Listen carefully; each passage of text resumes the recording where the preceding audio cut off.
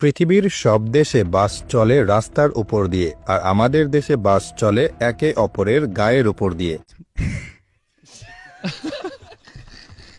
এখানে বাস চালানো মানে যুদ্ধ আর প্রতিযোগিতা। এদেশে নতুন ঝকঝকে একটা বাস রাস্তায় দেখলে অভিজ্ঞ ড্রাইভাররা করুণার চোখে তাকান, কারণ বাসের গায়ে ঘষা খাওয়ার দাগ, টোল খাওয়া বডি না হলে সেই বাস কোনো জাতের মধ্যেই পড়ে না। আর সেই গাড়ির ড্রাইভারের এখনো কোনো অভিজ্ঞতাই হয়নি। এদেশে কোন চালক কত অভিজ্ঞ তা বোঝা যায় তার বাসের গায়ে কতগুলো দাগ আছে তা দেখে। যে বাসের গায়ে যত বেশি দাগ, সেই চালক তত বড় উস্তাদ। প্রতিটি দাগের পেছনে আছে এক একটি বীরত্ব গাথা। কোনোটা হয়তো ফার্ম গেটের জ্যামে অন্য বাসকে 1 ইঞ্চি জায়গায় হারিয়ে দেওয়ার চিহ্ন, আবার কোনোটা হয়তো মহাখালীর মোড়ে রেষারেষিতে জেতার গৌরব বহন করছে। এদেশে বাস চালকদের মধ্যে এক অদ্ভুত প্রতিযোগিতা কাজ করে, কে কার আগে যাবে, কে কার আগে যাত্রী তুলবে। এই নিয়ে চলে এক নিরন্তর শীতল যুদ্ধ। এই লড়াইয়ের তাদের প্রধান হাতিয়ার হলো ঘষে দেওয়া।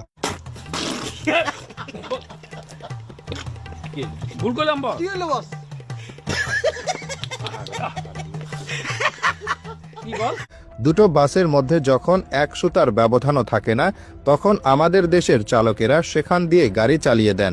এই ঘেঁষাঘেঁষির সময় যে আওয়াজ হয় তাকে আপনারা দুর্ঘটনা ভাবতে পারেন, কিন্তু চালকদের কাছে এটা হলো মধুর সঙ্গীত। এটা অনেকটা নিজের এলাকা চিহ্নিত করার মতো। একবার গা ঘেঁষে চলে যাওয়ার মানে হলো এই রাস্তায় আমি সেরা। এই লড়াইয়ের অন্যতম গুরুত্বপূর্ণ চরিত্র হলো বাসের হেল্পার। বাসের দরজা থেকে ঝুলে অর্ধেক শরীর বাইরে রেখে সে যেভাবে ডাইনে চাপান ওস্তাদ, খালি আছে ঢুকাইয়া দেন, বামে পুরা খালি বলে চিৎকার করে, তা শুনলে মনে হয় যেন সেনাপতি তার সৈন্যদলকে নির্দেশ দিচ্ছে।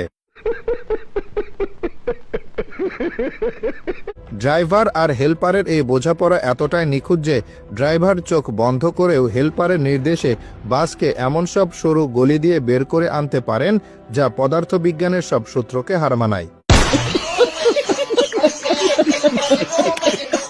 আর যাত্রীরা, তারা এই মহাবিপর্যয়ের নীরব দর্শক।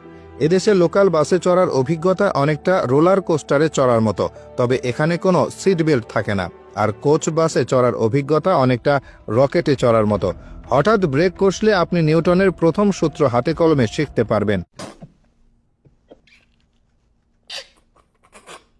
এক সিট থেকে আরেক সিটে উড়ে যাওয়া, অন্যের ঘাড়ে গিয়ে হুমড়ি খেয়ে পড়া, এগুলো এখানকার নিত্য নৈমিত্তিক ঘটনা।